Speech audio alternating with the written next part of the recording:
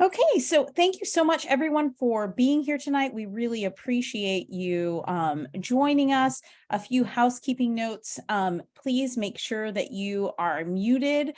Norin is going to walk us through a piece, and this is a very important statement, a piece of education financing, because it's important to recognize that if we went through the whole process, you would never be able to cover it in just an hour and definitely wouldn't have times for questions. So she is going to talk about it with a focus on how HB1 is going to impact us, along with the difference between the Senate and the House versions of the budget. And then I will follow up with a call to action at the very end. We will have time for questions after or as Noreen goes through. If you could just raise your hand, or if you're worried, like me, worried about forgetting your question in the process, go ahead and type it in the chat, and then we will be able to answer it as the time goes on. So thank you so much for being here. Again, I will introduce Norin Dollard is with the Florida Policy Institute, and she is just amazing. If you don't have the pleasure to know her and to see her every other day, like most of us get to, I highly recommend you get to know her. She's a wealth of knowledge, and I'm really grateful that we have the opportunity to learn from her this evening. So Noreen, I will turn it over to you. Thanks, Damaris. You are way too kind. Okay, how can we get 1 second there? Come on.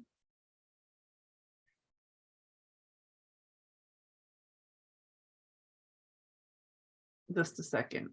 Why can't I see them all? There we go. All right. Okay, so how's that? Everybody can see? Thumbs up? Great. Awesome. So again, thank you so much, Damaris. It's more than kind. I'm Norin Dollard. I'm a senior policy analyst with the Florida Policy Institute, and HB1 has been pretty much my life since whatever, the middle of January. So I will do my best to share this with you about where we're at now, and what the opportunities are for advocacy, which Damaris will put in a much more actionable format. So school choice, what's next? Let me tell you, we the Florida Policy Institute, we are a nonprofit, nonpartisan institute committed to advancing state policy and budgets to improve the economic well-being and quality of life for all Floridians.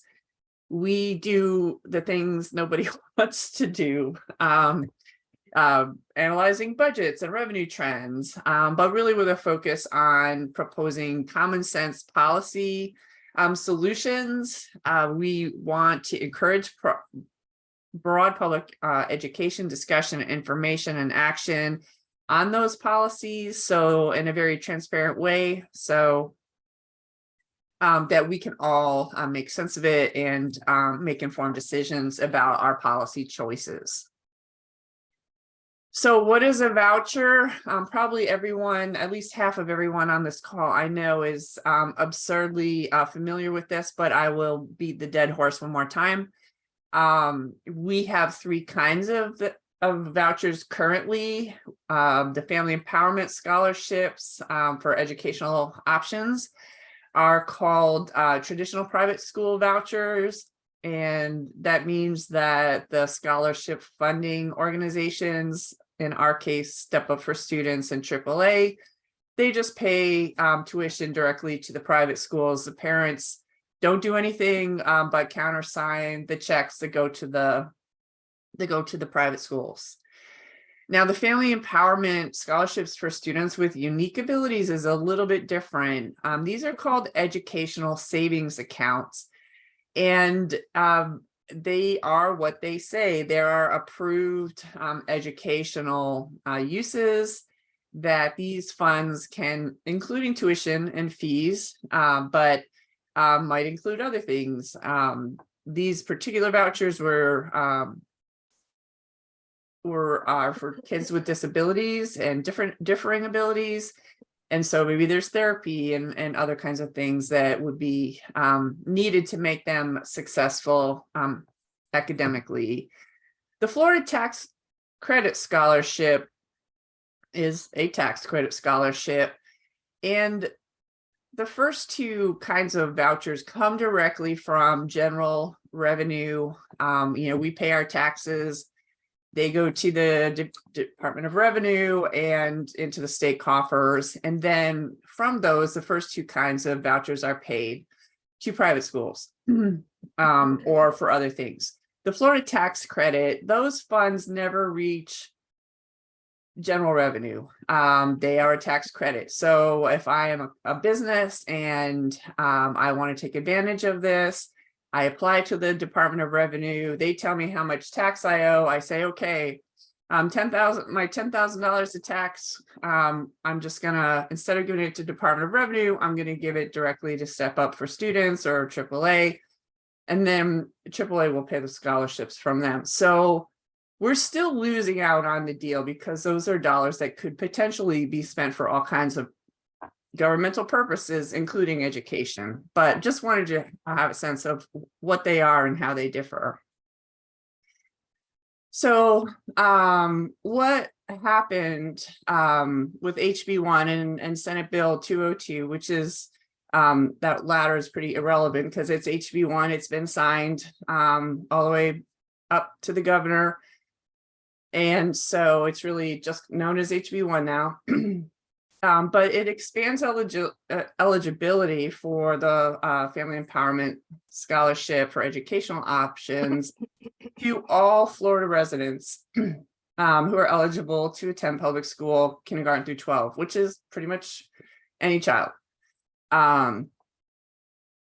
It does convert the traditional school vouchers to educational savings accounts, similar to those with the for the Family Empowerment Scholarship Unique Abilities.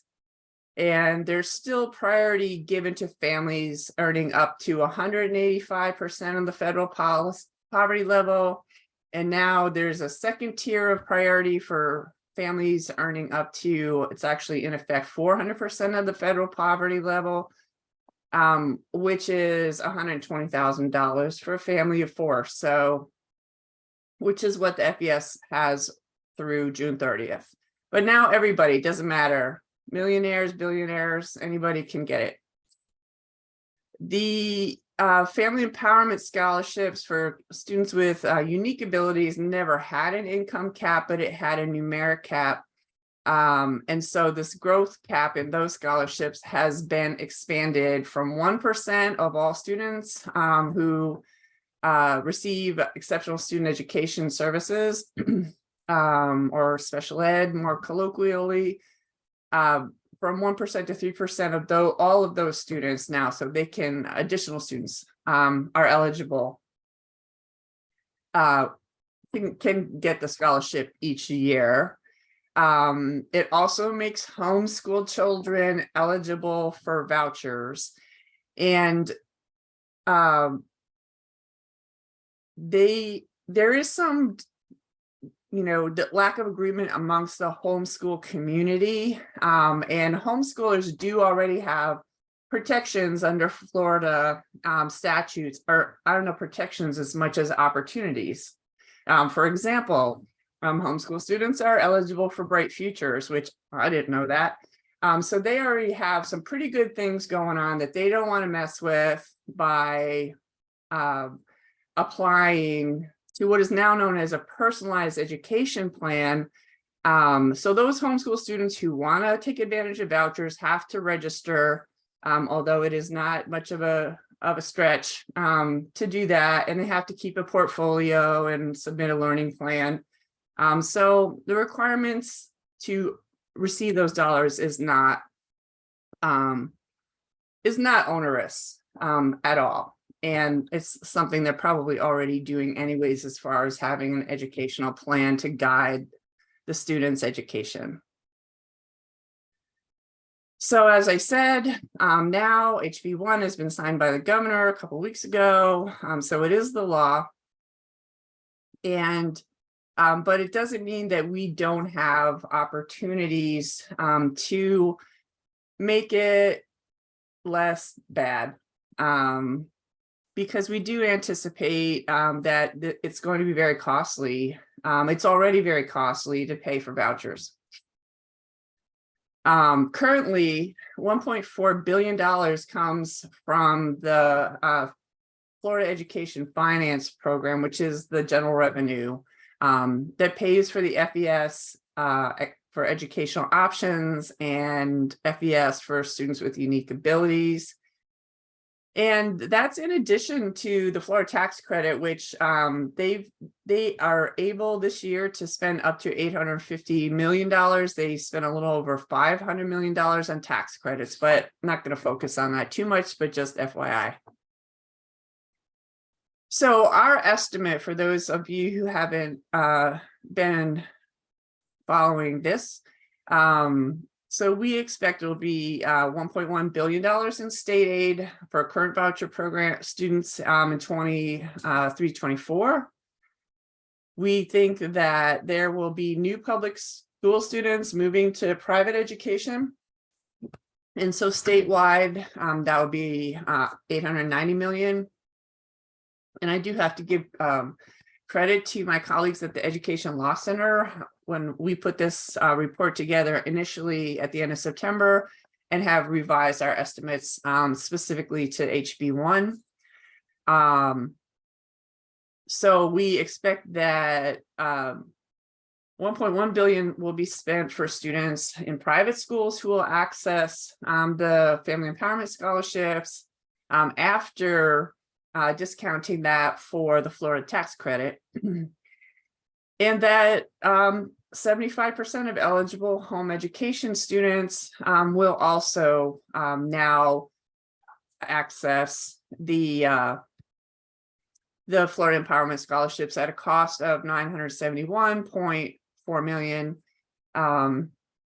And we used Arizona to for our uptake figures on these percentages of public school and homeschool students who would be eligible.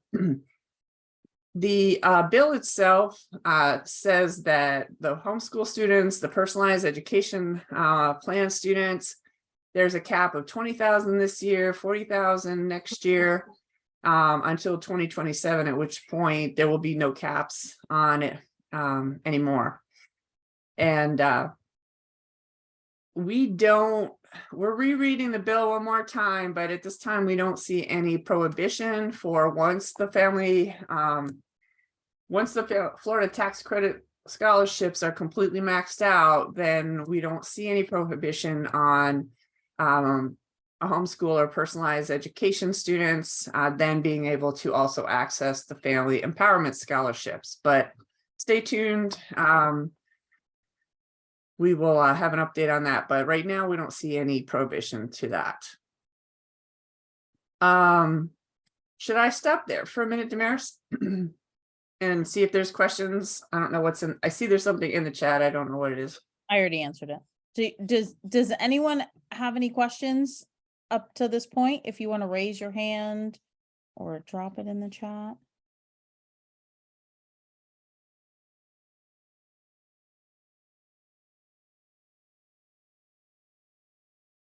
Seems like home ed students will almost all use the scholarship.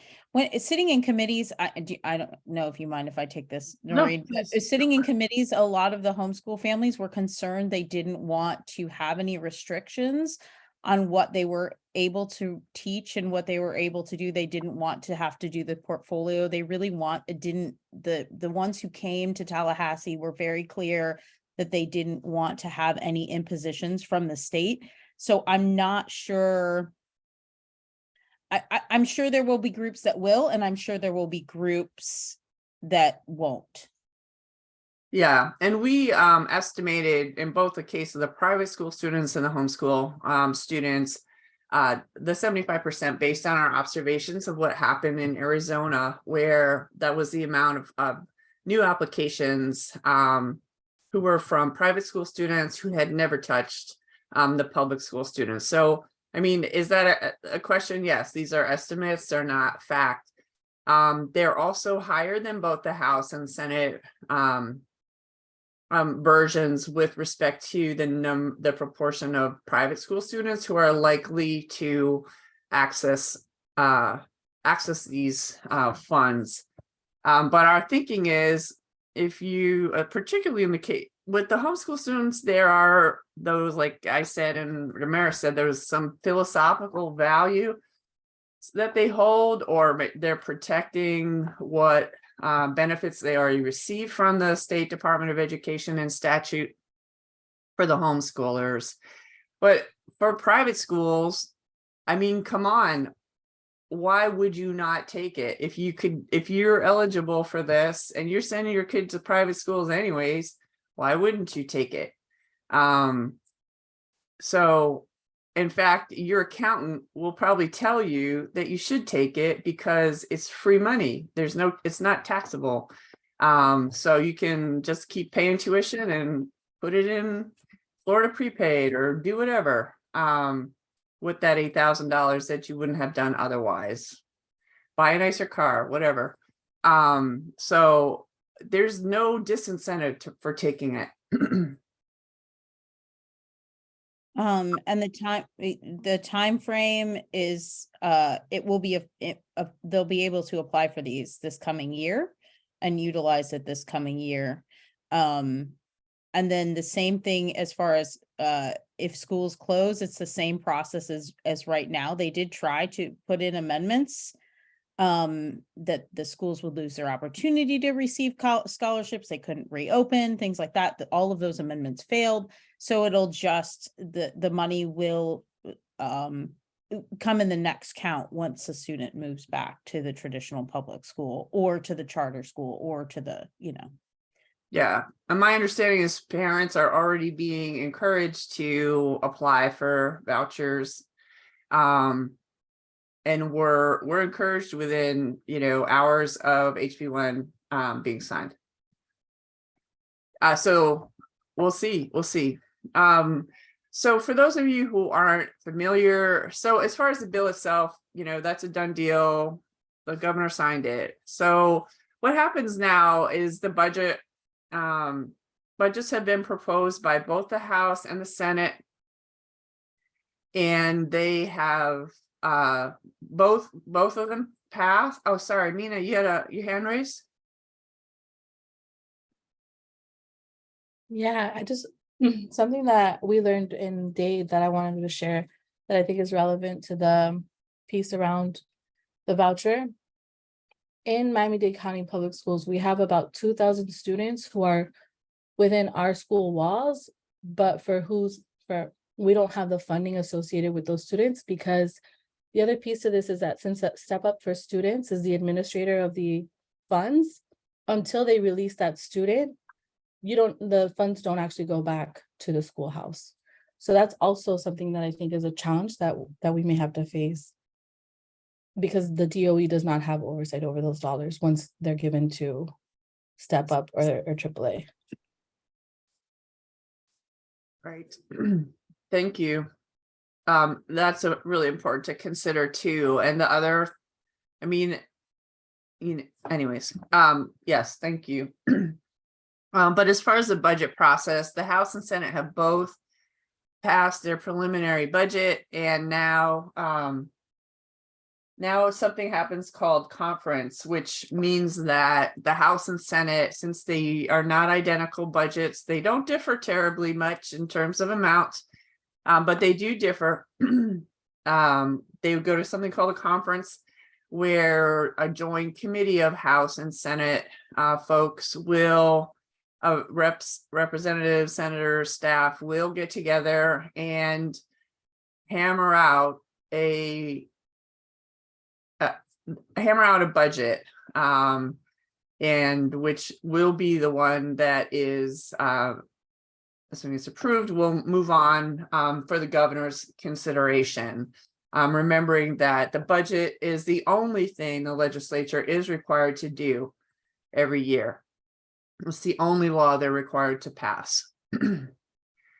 The ways in which the Senate and House bills differ are that in the Senate version, there is a line item, a line appropriation for vouchers that is proposed, and in that the Senate has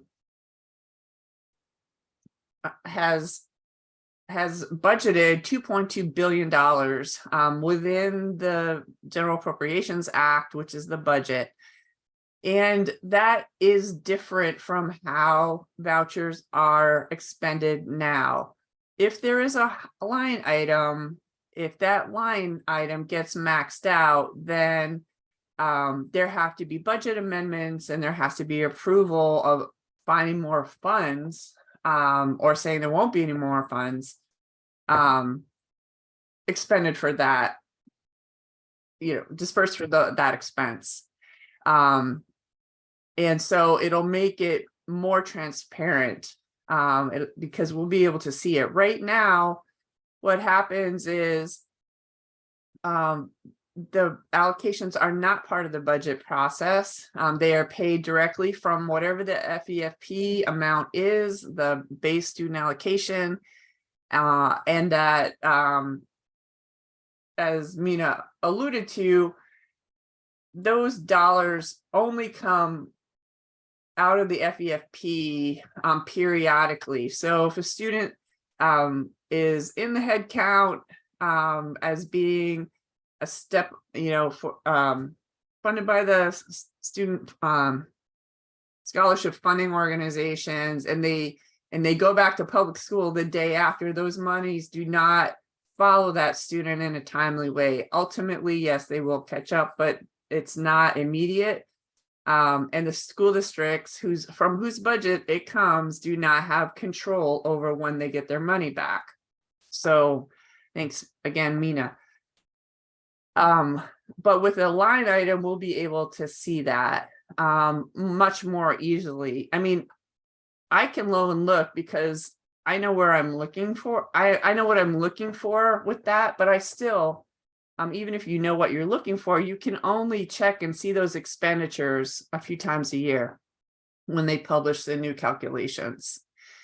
The other good thing about the Senate budget is that both the House and the Senate acknowledge that it's possible that they have lowballed these expenditures, and so have put money in reserves outside of the budget, but in reserves in case there's overruns. And the Senate put $350 million in reserves. So we think that the Senate budget line is not enough to cover all the vouchers, but it's definitely more realistic.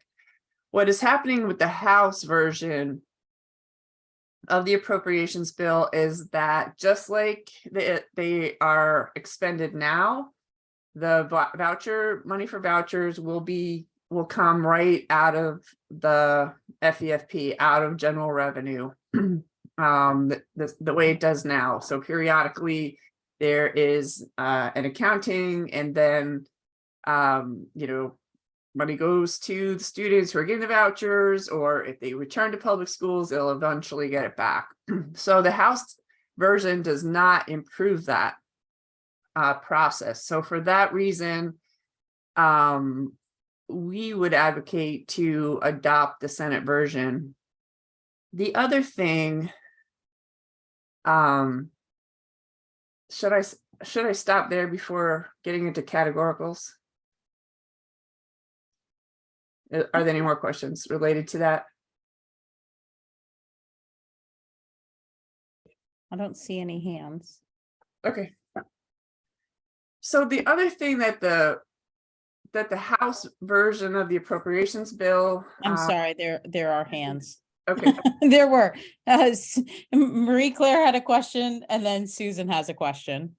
Thank you. Yeah, I actually just wanted to share something that I found out in talking about this bill with the community that I'm part of here. And I never, I haven't spent much time thinking about how this affects private schools, because that's not really my concern. So But I heard from private school providers, and I think this is really interesting because they may want to advocate for the Senate bill under the arguments that you're making, Noreen. So the effect on private schools who have had their tuition dollars come from both voucher holding students and non-voucher holding students is that they had income early on in the school year from this pot of parents, right, who were paying out of pocket and not having to wait on the scholarship funding organizations to provide the money. Or if a student came after a certain count period, right, waiting for the money to follow the kid, blah, blah, blah. And so with a large percentage of these parents who are paying out of pocket now going through the system of scholarship funding organizations like Step Up for Students, these private schools are actually quite worried that payroll and things like that will become very difficult for them because they're not going to have the money up front. They're not going to be able to set their own schedules.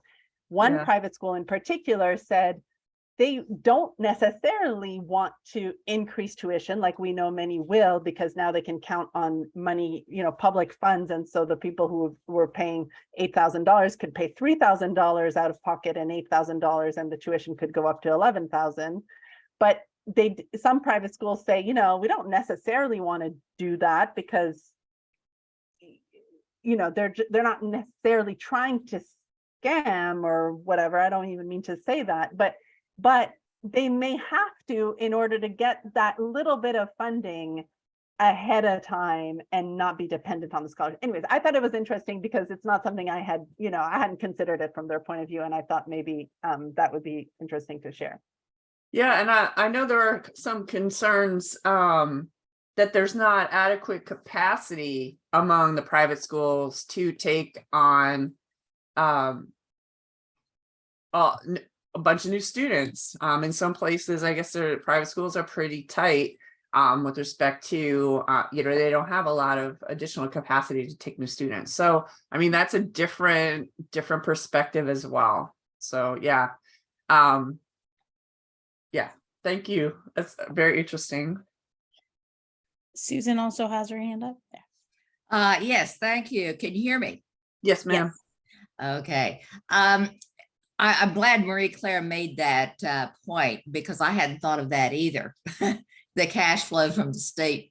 Okay, but my take on the tiers, the qualifying income tiers that they put into this bill, even though they claimed that it was going to be universal vouchers, I had it in my mind that maybe eventually they would see that they weren't going to have the kind of money that it took for universal, and then they could back down and fall back to the tiers. Is that a possibility, do you think?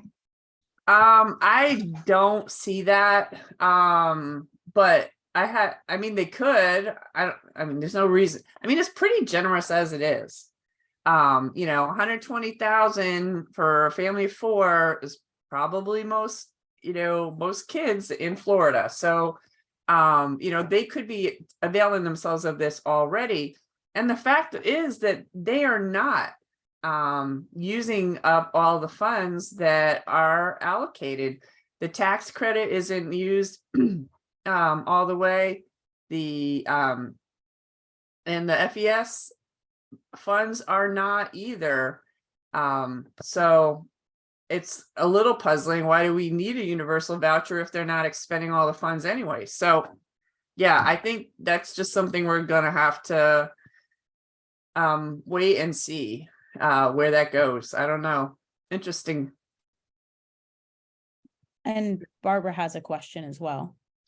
Yes, thank you. I just wanted to be clear, if other than the Senate version of the appropriations bill that will have a line item allocation, if we go with the current way of funding for kids who are currently in private school, not earning FTE, they are basically using the FTE of kids who are sitting in public school seats.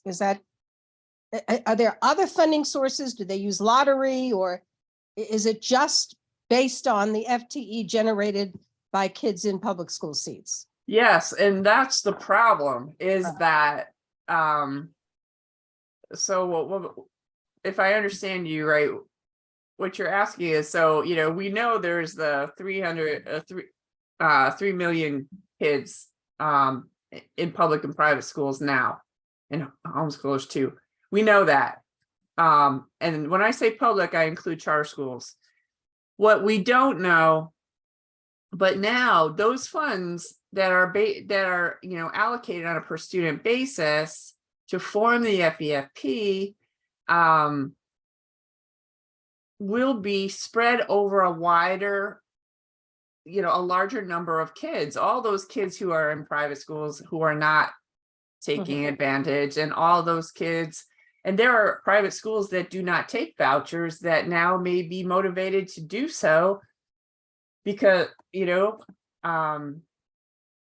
because parents are going to make those demands on them to say, hey, I would send my kid to your school if I had a little help, and now I have a little help. So you should consider signing up with the state to receive vouchers. So I think, so for sure, it's going to dilute the FEFP, because what they've been saying from the beginning is the dollars are going to follow the students, but private school students were never there. They were never part of the FTE. So the money can't follow them. It has to be spread over a greater denominator. I think this is concerning for any student. That concerns me greatly for students with disabilities who have higher resource needs in order to, help them be successful academically. So I think that's a really good point, Barbara. Thank you. Thank you.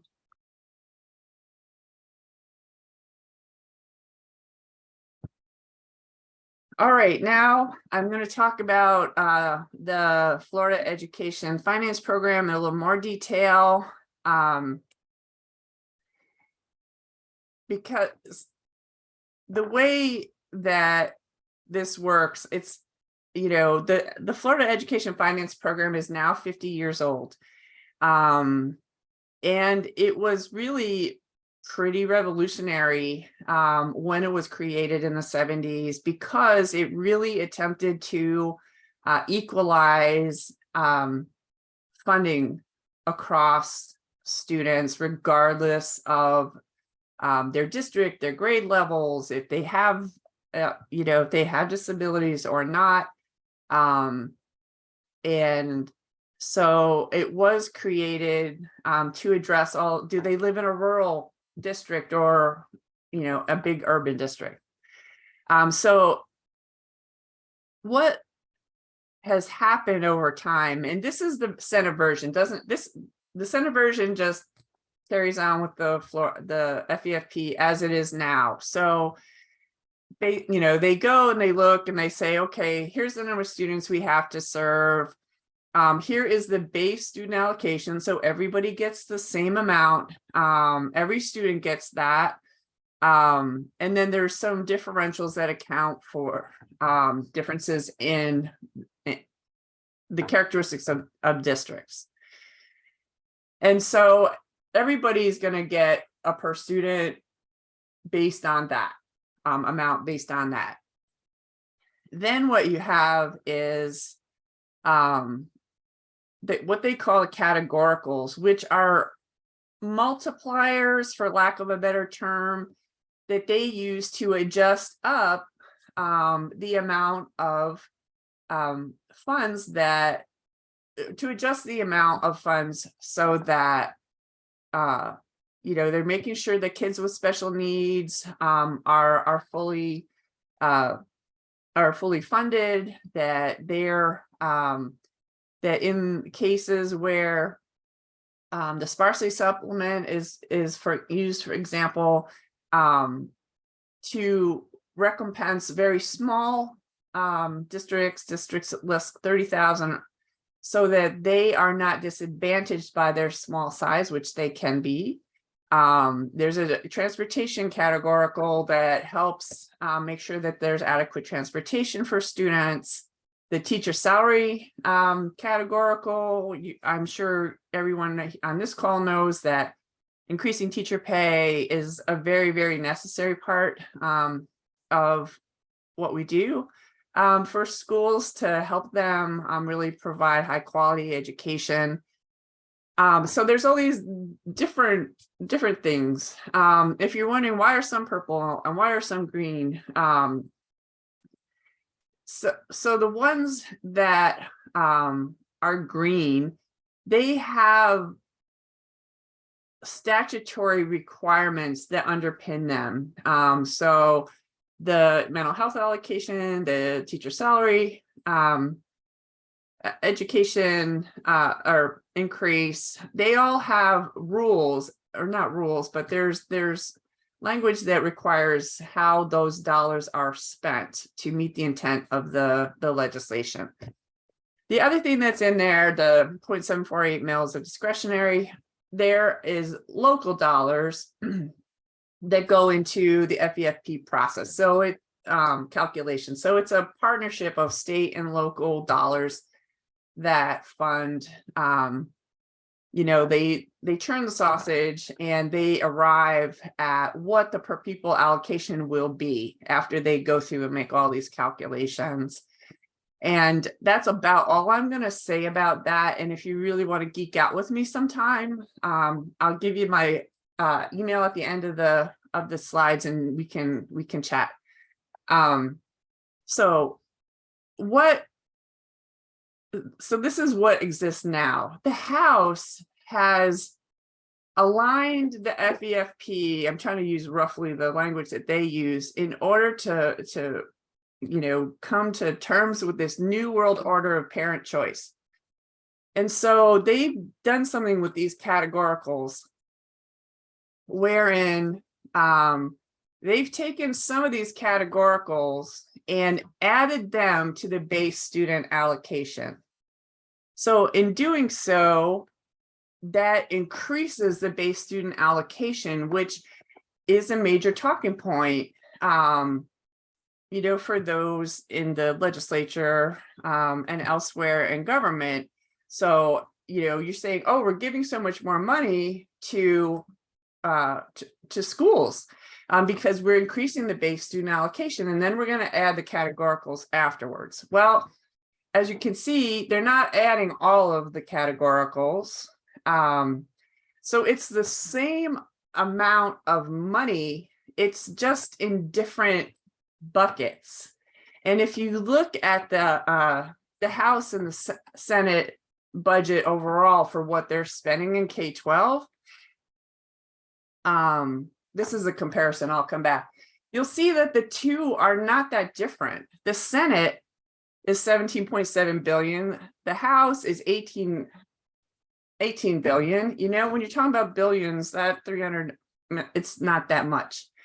And what I'm trying to demonstrate in this slide is that the funding is the same. You see the funding is the same, and the number of students is the same. It's just putting the money in the base student allocation that into that calculation looks like they're spending more money, as long as you don't look at that back end, at the end result and the final funding.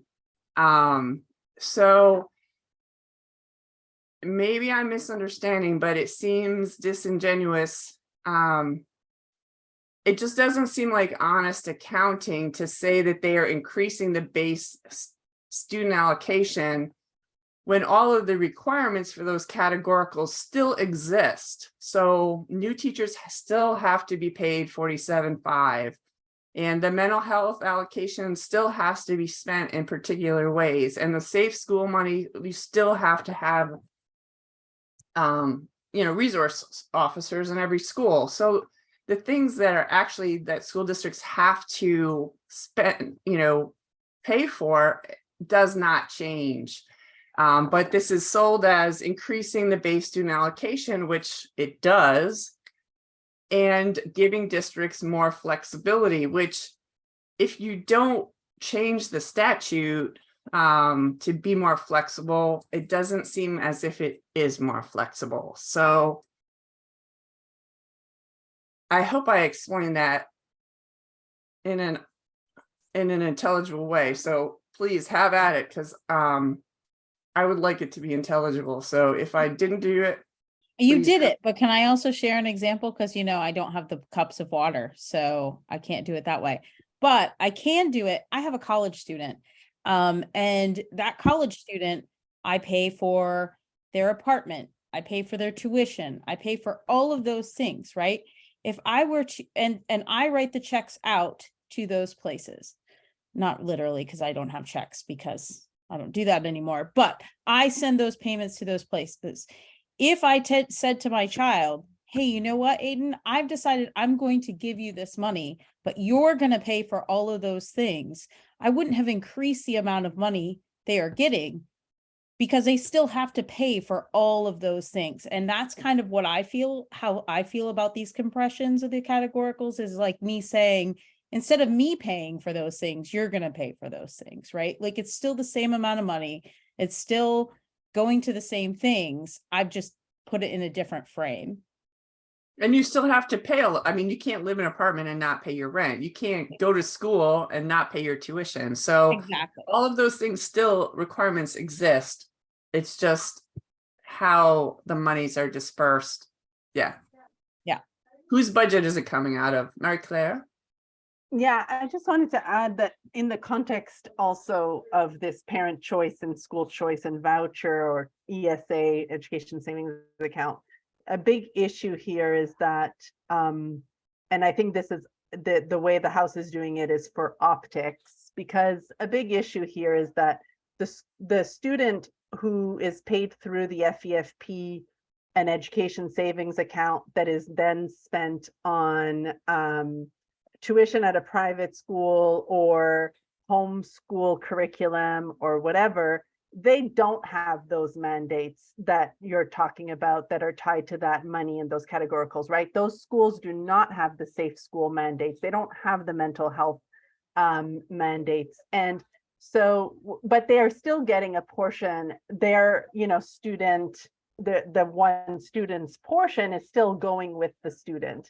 And when it's in a categorical, even though that was still happening, it was more obvious that the FEFP was bleeding money out of the categoricals to the ESAs and vouchers. When you put it in the student base allocation without, as you pointed out, reducing any of the mandates, you're then more easily able to make the argument that the student base allocation should follow the student and should go with the student. But what you're then doing to our public schools is reducing that common pot of money, right? Like, we still need an officer in the high school, 2 officers in the high school, whether we have 600 or 800 students there, right? And so now, though, we only have the money that is staying in the public school with those 600 students, because those 200 students have gone with their portion of that, what used to be that categorical. So I'm not pretending to make it more intelligible here, but I think the context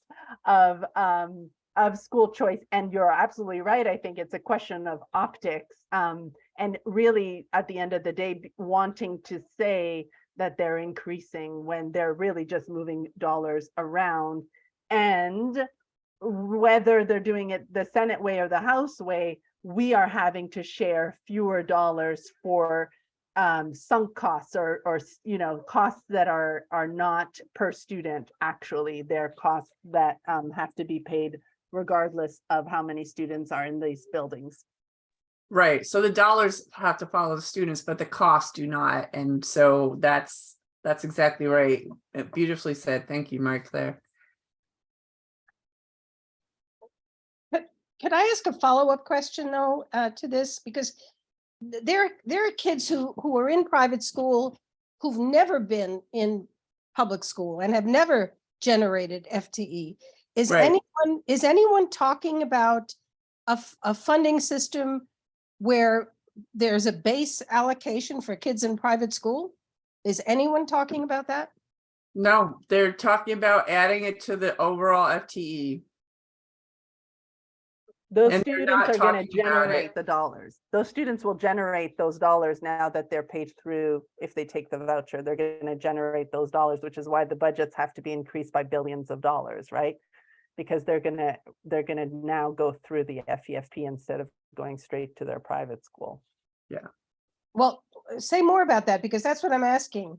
I mean, my understanding is that that would happen if the Senate appropriation line item occurs, but if that doesn't. It how- happens either way, because let's say you have, I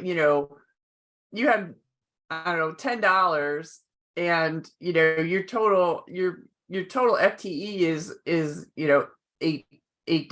Well, let's say it's $10 too for the 10 students, both voucher and public school, that exist. But now you still have that $10, but you have more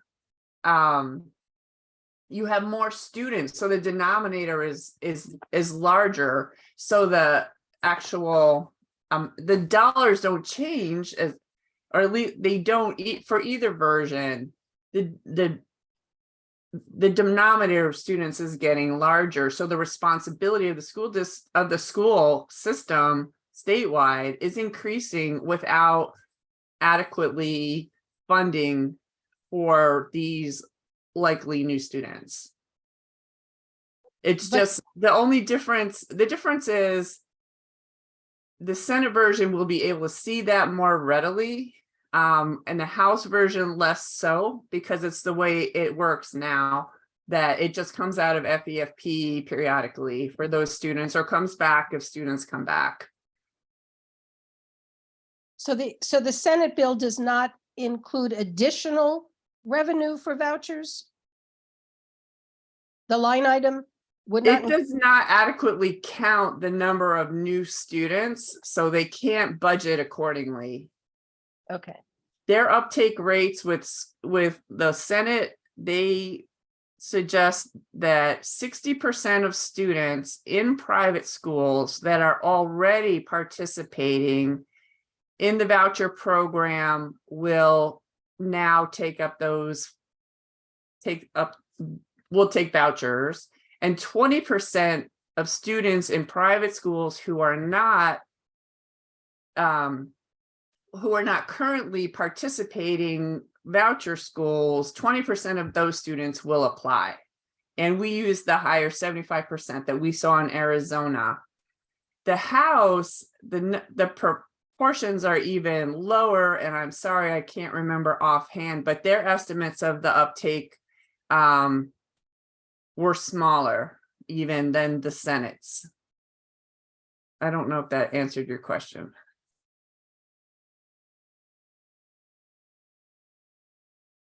well, Kate? but so there are no other, I guess what I'm trying to figure out is that Senate appropriation line item in addition to what would come out of FEFP general revenue. There is FEFP identified, and there is an additional line item of 2.2. Okay, So it is better in that respect, but I think it's still an underestimate, but it is definitely better than the House, which the House, even though the amount of FEFP they're budgeting, they are not making that they're not holding the public schools harmless, which is essentially what the Senate bill does this way, by paying for vouchers out of the line item. gotcha. Okay, thank you. You're welcome. Katie has a Here. question. Sorry. Okay, sorry. Okay, so if I understand it correctly, as a public school teacher, we counted all the kids in October, and we counted them again in February, I think it was. Yep. And we got our payment based on that. Where is that count being taken now with this, or with The this House proposal? version Where will is that count change being taken? It's not being taken in my classroom to come up with the total number of kids. Those counts are going to continue. The head count will continue in both models. Just with the Senate version, let me think of how. So how are they counting the kids that aren't in the public schools? Simply by applications? They're counting, yes, they're counting them by the applications to the private schools. with the Step Up for Students or AAA, with the scholarship funding organizations. You're still going to keep counting the way you count, and they count their kids as their applications, and switchers who return to public schools. We may or may not get the money with them, Right. which is all, yeah, okay. But when they come back, they don't come back as good as they left. There's more and more research to suggest that's true. Yeah. That's the research I've always done in my classes. Yeah, thank you. Well, yes, you should definitely know. Thank you. Gina?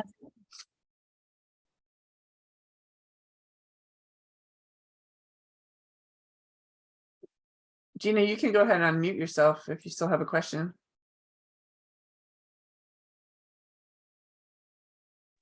Yes, this is my question. Having taught in Florida schools for over 20 years, do they have the mechanisms to ensure that this accounting system will work?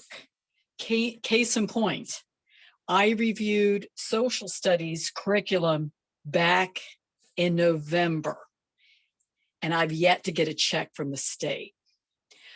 When I've made contact asking, a hurricane was coming, if we were getting an extension, crickets chirping, never heard back. I still haven't received a paycheck from the state. I am fortunate I did it as a history teacher because of my passion for history. But I'm not feeling good that the state's going to be able to make sure the money is going where is it me? I mean, I'm just. No, I think it's a fair question. No, it's definitely a fair question. First of all, I mean, all the money is going to the scholarship funding organizations. So they are the ones who are supposed to make sure that these funds are being used for educational purposes. Now, one bit of guardrail that was put on this was, even though these are ESAs, educational savings accounts, for any tuition and fees from these accounts have to be paid first.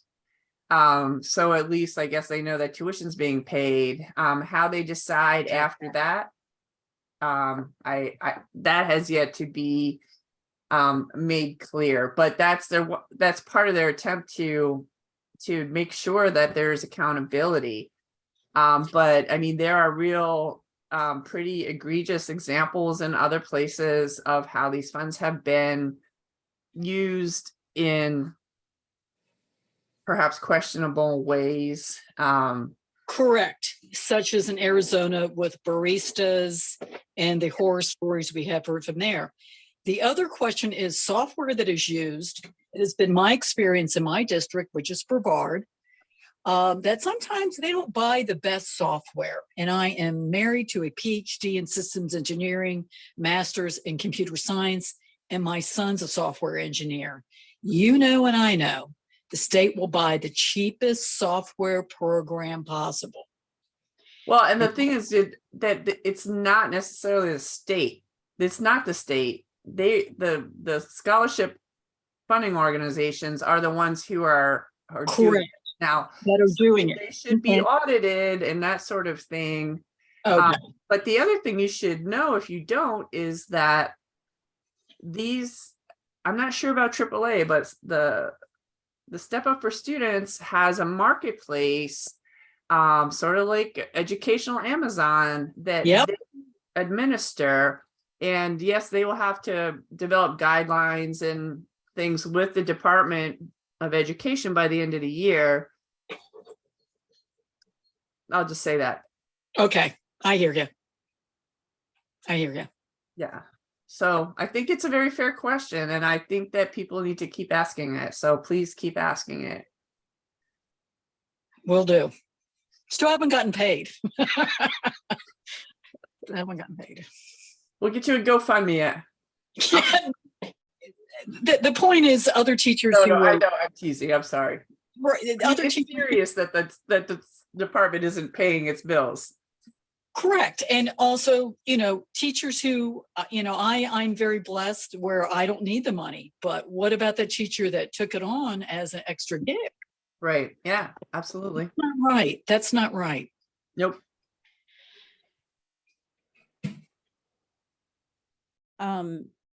Going back to the chat, it is 3% off the top, but I can tell you that compared to other states, that's actually low. I was kind of surprised. In other states, it's like above 10%. So I worry about drawing too much attention to that, because if they talk to other states, I don't want to give them any other ideas about increasing it. So, But when you're talking about billions of dollars, 3% is not chump change. right. Yeah. So yes, I totally get it, Damaris.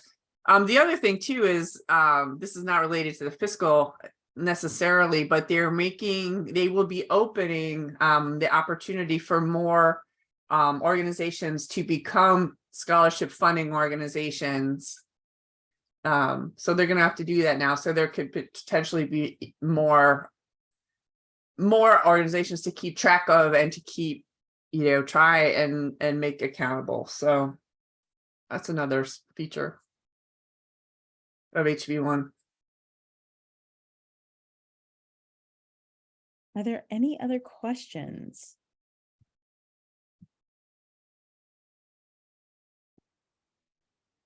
Oh, I should probably, I there think you that, go. You need to Yeah. find me.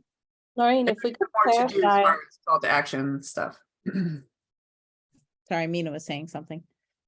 yeah, I was just wondering if you could clarify, once the estimates are made, will they go back? So for example, the concern with the House budget is that if they underestimate, then that'll feed into the funds that are going to the FTE for the public schools.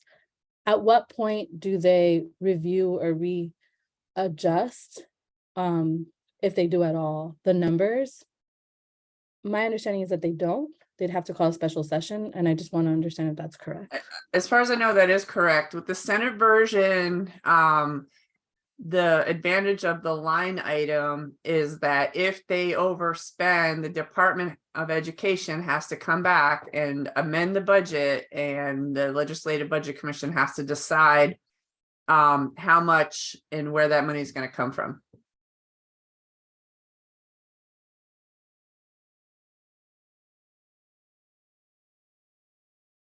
All right. Noreen has put her contact info. I highly encourage you to geek out with her. It is super fun. We've done it a lot this session and before. I am dropping, so we have two options. So first of all, the call to action is first and foremost, reach out to your legislators, the ones that represent you first. Give them a call. You can do this daily if you want to set a reminder in your phone. Feel free to do that. And let them know that you want to have the Senate version of the budget, because that is the best option. It's protecting choice, right? Like that's the bottom line, using talking points that this legislature values. It does protect choice. It ensures that public school parents have the option to choose public schools. We don't want to have them negatively impacted by the decision to expand vouchers. And so the Senate budget is the best way to do that. We also have a quick link. If you are not a parent, you can edit out the parent piece, but we have a quick link I'm dropping in the chat where you can do go ahead and email email the House and the Senate in there to let them know that we want, or the House is to let them know we want to adopt the Senate's version of the budget. The email is editable, if that's a word. You can edit the email. If you'd like to, you can just do that before you send it, and then you can click. It's a one click, and it's an easy way to send it to all of them without having to go through and pick up their email addresses and send them individually. So we encourage you to do that this week. also feel free to share that out with any of your contacts. It's really easy. It takes 30 seconds. It's super accessible. So please do that, because we want to see this this impact our public schools as little as possible.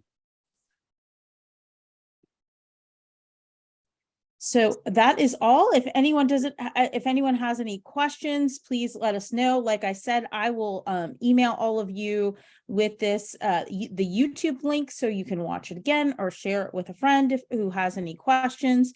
Thank you so much for joining us. And Noreen, thank you so much for sharing your And expertise if with I could us. just say, if you want to look at the amount of funds from your particular school district, and I know we're all spread around the state, on our website, we have fact sheets for every school district with our estimates for how much funding will be diverted because of vouchers. So if you can't find it directly, let me know. I'm happy to help. Thank you all for coming. Thank you, Damaris, for doing this. You all so much. That was awesome. And if you have any other specific requests for information that you'd want from us, please let me know. I'm happy to set up webinars with other brilliant people. I can easily share a link and invite our friends to teach us more about what's happening.